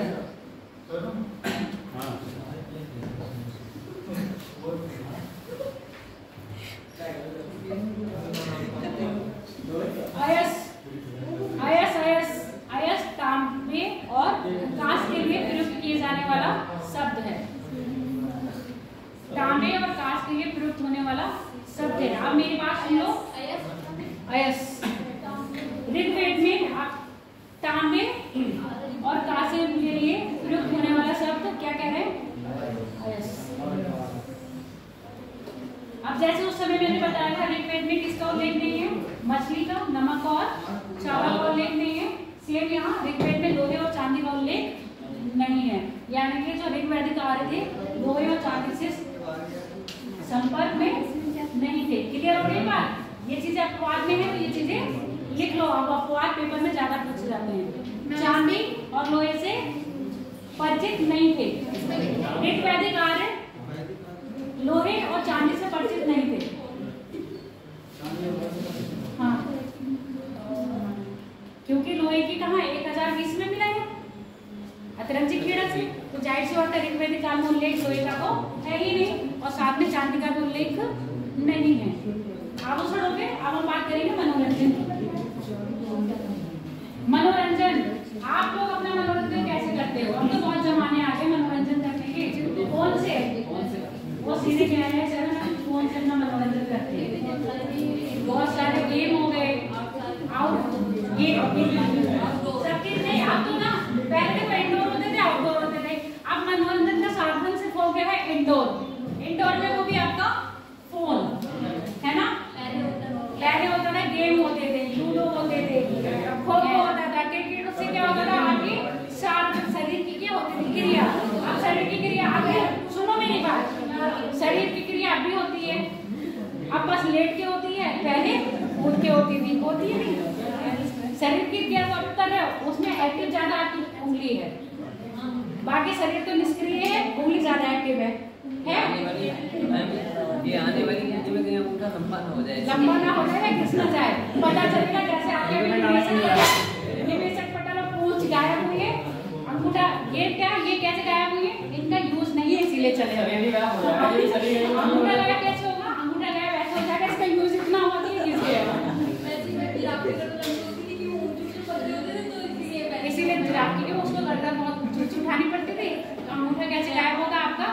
बहुत चलेगा, समझ में। अब देखो पुराने जमाने में क्या लोग कहते थे, हम अंगूठा टेक है। ये पढ़े लिखे नहीं है। आजकल क्या है, टेक्नोलॉजी इतनी आगे, पढ़ लिखे कितने सिग्नेचर की जरूरत नहीं है। आपको क्या है, फिंगरप्रिंट कहीं अंगूठा टेकना पड़ेगा। कहाँ पहुंच गए? जमाना तो वही आ गया ना। जब वो कहते थे सिग्नेचर के जमाना का, भाई साहब सिग्नेचर करें, तो कहते नहीं हम अंगूठा टेक है।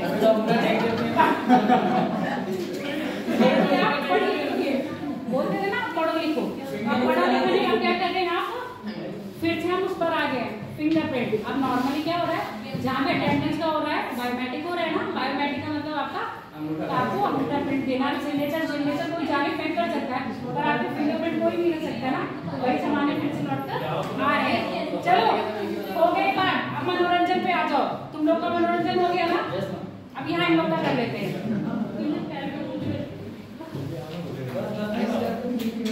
देखो मनोरंजन में ये लोग नाच गाना भी करते थे उस जमाने में।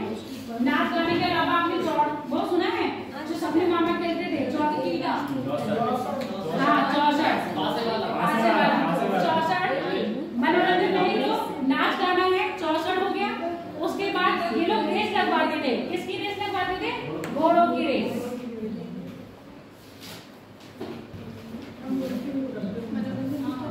कुश्ती में वो उसको क्या कहते हैं, जो देसी कुश्ती होती थी, दंगल।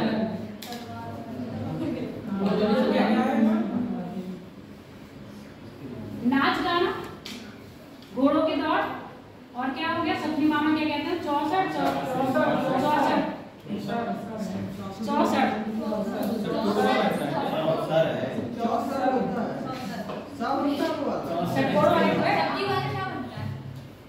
ये वाला नहीं बनता, चक्कोड़ वाला है ना। 64 ये अरे वो सपनी मामा खेलते थे नहीं ऐसे, जैसे तुम लोग लूडो खेलते हो है ना। उसमें क्या होता था, उसमें भी खाने होते थे और वो चलना पड़ता था, ठीक है। और क्या है, घोड़ों की रेस होती थी। इसके अलावा इनके पास वाद्य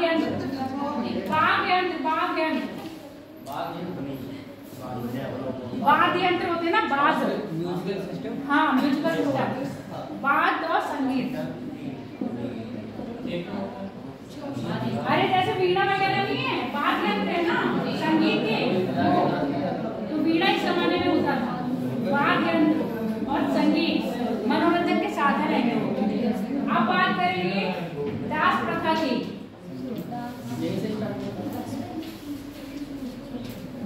मनोरंजन हो गया, दास प्रथा। ऋग्वेद में दास प्रथा का उल्लेख मिलता है, ठीक है। देखो कैसे मिल रहा है।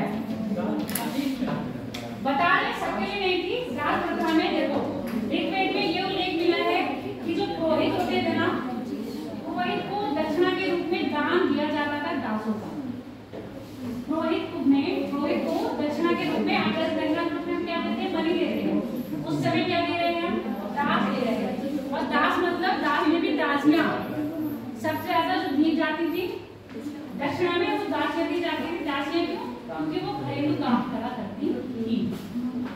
दासियां क्यों दी जा रही है आपके? घरेलू काम के लिए। और जो दास यानी जो पुरुष दास होते थे उनसे खेत जुतवाए नहीं जाते, खेत नहीं जुतवाए जाते, पुरुष दासों से खेत का जुतवाने का काम नहीं किया जाता है। और वे काम करते थे सब्जी ले आना या गाय भैंस को चराना, ये सब मतलब खेत नहीं जुतवाते थे। ठीक। और दास में सबसे ज्यादा कौन दासियां हैं? स्त्री दासियों को सबसे ज्यादा दिया जाता था। वो क्या काम करती थी? आपके घरेलू काम काज में हाथ बटाया करती थी। और दास दान किसको दे रहे हैं? दासों का पुरोहित को। कैसे दे रहे हैं आपको? दक्षिणा के रूप में।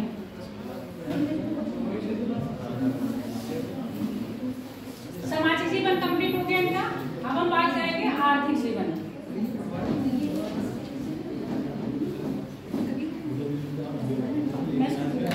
छोड़ने मत आ रही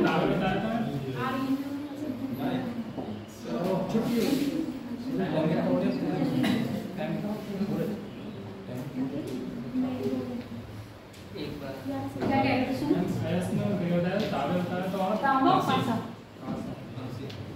कासे के लिए प्रयोग किया गया है।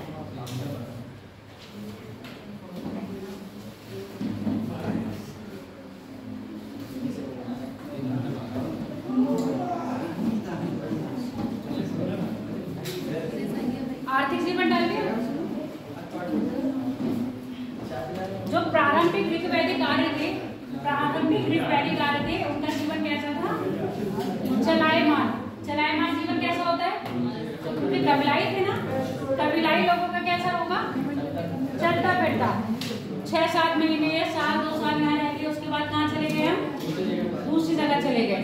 तो ऐसे जीवन के लिए क्या चीजें मुख्य होंगी, क्या चीजें अमुख्य होंगी? मुख्य मतलब मेजर पॉइंट, मेजर क्या होगा और माइनर क्या होंगे? बताओ मुझे।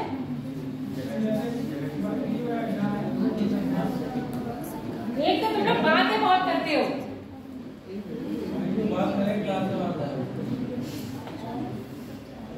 ऐसे लगता है ना छोटे बच्चों की क्लास चल रही होती, जूनियर वो प्राइमरी लेवल पे चिक चिक चिक चिक चिक जाओ तो पता चलता है अरे ये छोटे बच्चों की क्लास है। बिल्कुल ऐसे भी तुम लोगों का लगता है प्ले ग्रुप के।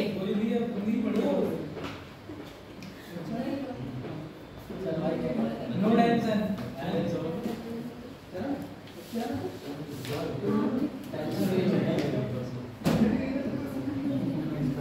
तुम लोगों के लिए ना एक पुरुष शिक्षक होना चाहिए। सोच रहे हो? बात करेंगे हम आर्थिक जीवन की। आर्थिक जीवन में देखो पहली बार मैंने कहा जो प्रारंभिक ऋग्वैदिक आर्य थे उनका जीवन कैसा था? चलायमान, यानी कि वो स्थायी नहीं थे, अस्थायी। जब जीवन अस्थायी होगा तो आप क्या कृषि प्रधान होगा? कृषि कैसी होगी? मेजर होगी या माइनर होगी? गॉड होगी या प्रमुख होगी?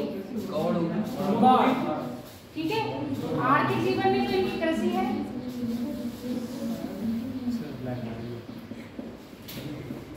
गॉड। ठीक है। इसके अपोजिट जो पशुपालन है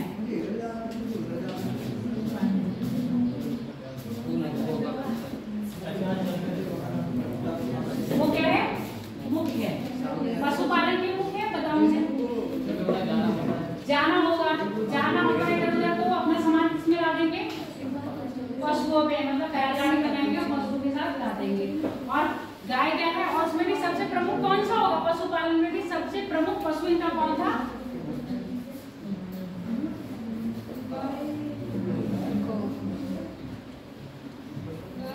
गाय। गाय क्यों है? पहली बात, गाय को क्या है? संपत्ति गणना का साधन कौन है? गाय। अगर आप देखो आप क्या है? संपत्ति की गणना का साधन। अगर हमें किसी की प्रॉपर्टी इस समय काउंट करनी है तो क्या क्या गिनते हैं उसकी प्रॉपर्टी में? उसके पास बैंक बैलेंस कितना है, प्रॉपर्टी यानी कि उसके पास जमीन कितनी है, लग्जरी आइटम उसके पास कितने, ये सारे प्रॉपर्टी में आते हैं ना। उस जमाने में प्रॉपर्टी किस पे आती थी? गाय पर। जिसके पास गाय बहुत ज्यादा है वो अधिक पैसे वाला है। आजकल के जमाने में चोरों से डर लगता है। चोर क्या चुरा लेंगे? चोर क्या चुरा लेंगे? आपका पैसा चुरा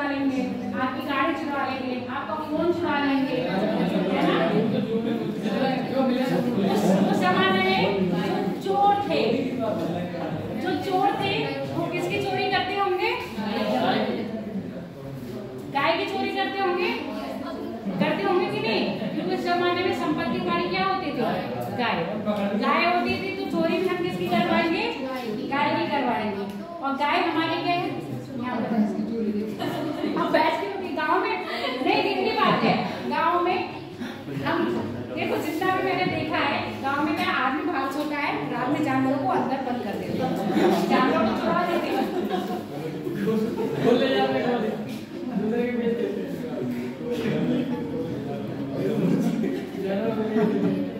गाय क्या है? संपत्ति। आप बात नहीं करो, तुम हंसा देते हो, मुझे भी हंसाना चाहिए।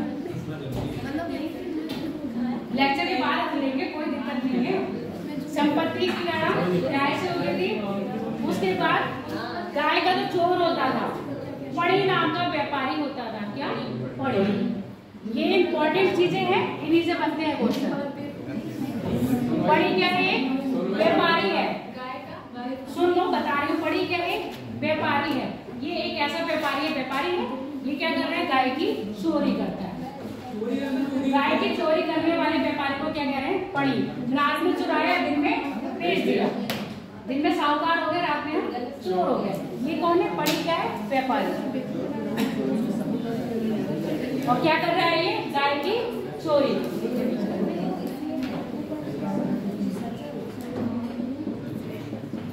इसके अपोजिट ऋग्वेद में एक व्यापारी और है, ब्राह्मण।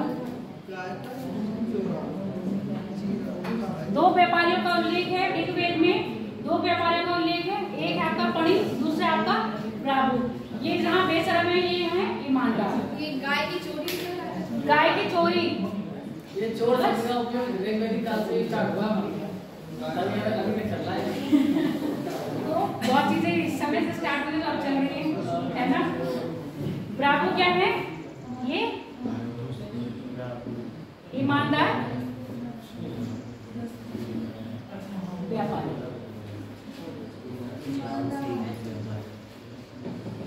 अभी मैंने आपको राजा की दंड व्यवस्था बताई थी। राजा की दंड व्यवस्था में क्या कहा था? जुर्माने के तौर पर आपको गाय देनी पड़ती थी। अब सबसे प्रमुख हो गया गाय। गाय को क्या कहा गया? अघन्य। अघन्य मतलब न मारने योग्य है। और गाय का एक नाम और दिया है,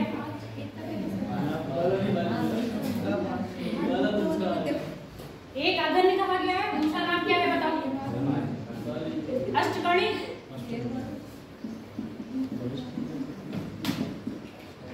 अष्टकर्णी ऐसी गाय जिसके कान क्या है? छिदे हुए हैं। छिदे हुए हैं, उसके कान पर क्या बना है? 8 की आकृति बनी हुई है, उसको क्या कह रहे हैं? अष्टकर्णी। तो गाय के दो नाम मिल रहे हैं, एक मिल रहा है अघन्य जिसका मतलब है ना मारने योग्य, दूसरा है अष्टकर्णी।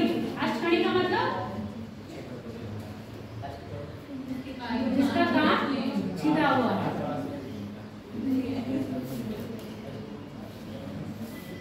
इसके बाद जो दूसरा सबसे मुख्य, गाय के बाद दूसरा जो पशु है वो है आपका घोड़ा। घोड़ा क्यों होगा? सिर्फ रेस के लिए होगा। युद्ध में घोड़े की जरूरत नहीं पड़ेगी, सामान ले जाने के घोड़े की जरूरत नहीं पड़ेगी। हाँ, तो क्या है? दूसरा क्या होगा आपका? दूसरा प्रमुख पशु हो गया घोड़ा। पशुपालन इसमें घोड़ा भी। हाँ, पहला प्रमुख हो गया गाय। गाय के दो नाम है, अघन्य मतलब ना मारने योग्य, अष्टकर्णी मतलब जैसे तुम्हारे कान छिदे वैसे ही गाय के भी कान छिदे होंगे। दूसरा प्रमुख कौन है? घोड़ा। इसमें हंसने की क्या बात है?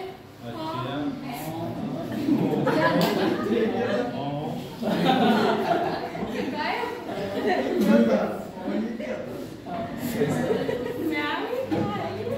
तुम बात ही मत करो।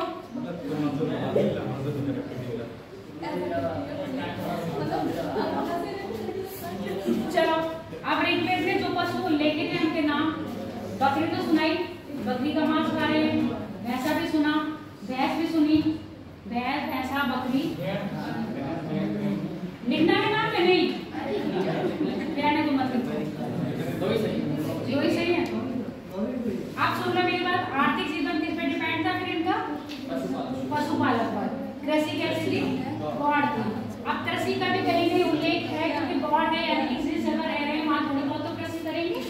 जब तक बात नहीं करो, जब तक रहेंगे तब तक कृषि करेंगे, उसके बाद फिर क्या पलायन कर लेंगे। तो ऐसे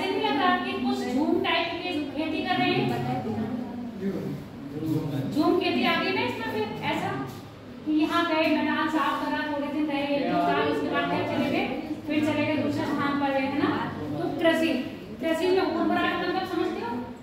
क्षेत्र, उर्वरा क्या है ये सब? उपजाऊ भूमि को कुछ नाम है। कृषि में पहली बात, अब आपका जो खेत है ना, भूमि को कैसे बांट रहे हैं? खेत के रूप में। तो यहाँ पे भूमि को कैसे बांटा है? खेत के रूप में। आप कहोगे आपके पास कितनी जमीन है, अगर मैं कहूँ जमीन कितनी है तो आप क्या बताओगे?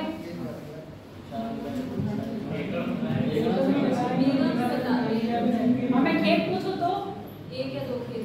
तो जहाँ जहाँ हम काउंट कर देंगे। बताओ, खेत और जमीन में कोई फर्क होगा? जमीन यानी कि भूमि।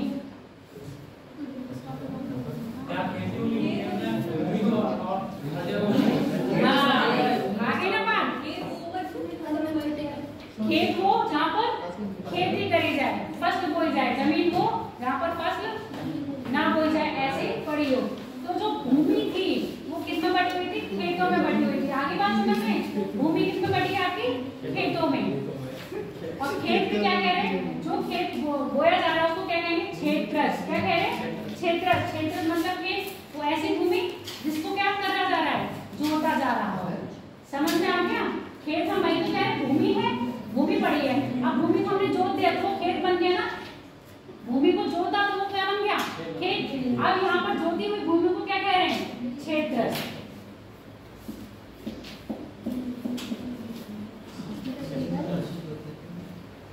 क्षेत्र कह रहे हैं आप, जोती हुई भूमि को क्षेत्र कह रहे हैं।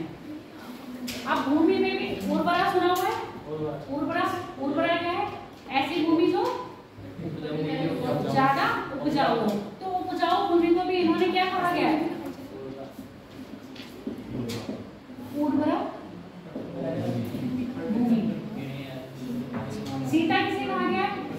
ये पॉइंट्स पेपर में आते हैं। अब आपके अगर पेपर में आएंगे तो सुन लो मेरी बात कैसे आएंगे। 1 लाइन उसमें आएगी, अगर 1 डे में आएगा तो 1 लाइन में करके आएंगे। सीधा बता रहे, सीधा ऐसा खेत जो किससे होता है? हल से जुड़ा हुआ खेत को क्या कहते हैं? सीधा कहते हैं। आपके पेपर में आएंगे तो ऐसे बन के आएंगे, जैसे अभी आपने 5-8 साल पढ़ा था और लोग ये पढ़ा था हड़प्पा। इसमें जब शांत हुआ तो 2-3 क्वेश्चन की क्वालिटी मिलाई और क्या कर दी? उसमें ऐड कर दिया। अब उसमें से कहा निम्न में से कौन सा सही है। तो ऐसे 4-5 पॉइंट मिला देंगे। हो सकता है आर्थिक जीवन से मिला दें, इनके सामाजिक जीवन से मिला दें, इनके धार्मिक जीवन से मिलाएं। 4-5 पॉइंट उनके जीवन के रख लेंगे और क्या कहेंगे? निम्न में से कौन सा सही है। तो आपको यही चीजें है ना। अगर क्षेत्र, ऐसी भूमि जो जुटी हुई है उसको क्षेत्र कहते हैं। अब क्षेत्र से जगह उन्होंने क्या क्या किया? उर्वरा कह दिया है ना। ऐसी भूमि जो जुटी हुई है उसको उर्वरा कहते हैं। अब आपको पता है ऐसी भूमि जो जुटी हुई उसको क्या कह रहे हैं? क्षेत्र कह रहे हैं। तो ये आपका ऑप्शन गलत हो जाएगा। इस टाइप के बनेंगे। और हिस्ट्री ऑप्शनल में किसी का है? किसी का उसने लिया है, मुझे लग रहा है वजाहत में।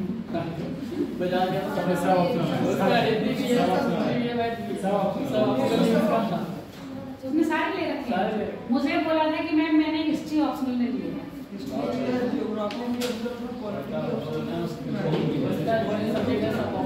तो वो मुझे लग रहा है हर साल देगा और हर साल चलो क्षेत्र हो गया, सीता लिख दिया। सीता कैसी है? ऐसी भूमि जो हल से जुटी हुई, जिस पर हल चला हो वो सीता। इसके अलावा एक नाम और है, वो लिख लो। इसमें पशुपालन। कृषि के लिए ऋग्वेद में एक शब्द यूज करा गया, उसको कह रहे हैं चर्षणी।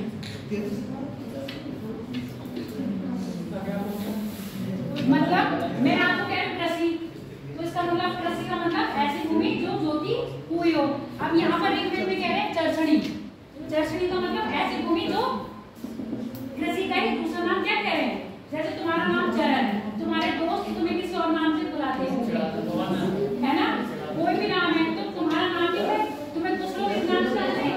अब ऋग्वेद में क्या है? कृषि को किस नाम से जान रहे हैं? चर्षणी।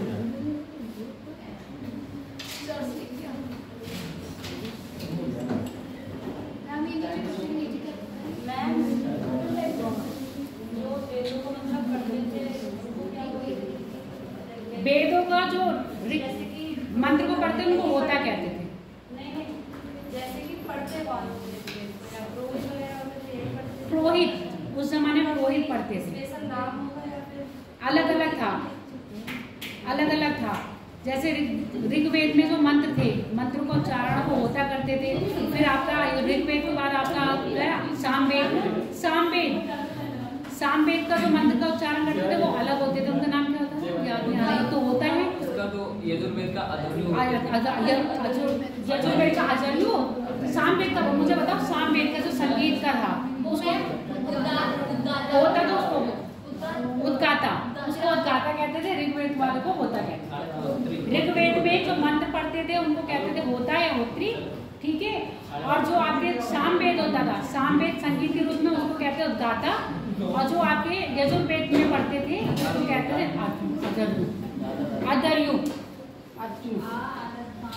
या ऐसे है अधर्यु, ऐसे आधा था या हाँ अधर्यु। अच्छा सॉरी,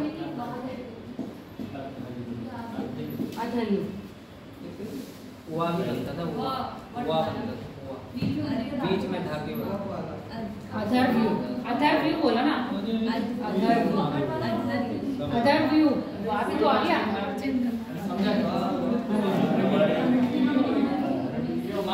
आप सुनो, ऋग्वेद में क्या बोला, चंडी बोला। अब ऋग्वेद में जो मंत्र है, ऋग्वेद में क्योंकि हमारे मंत्र है, उस मंत्र में सिर्फ 24 बार किसका उल्लेख हुआ है? कृषि का। ऋग्वेद में 24 बार कृषि का उल्लेख हुआ है।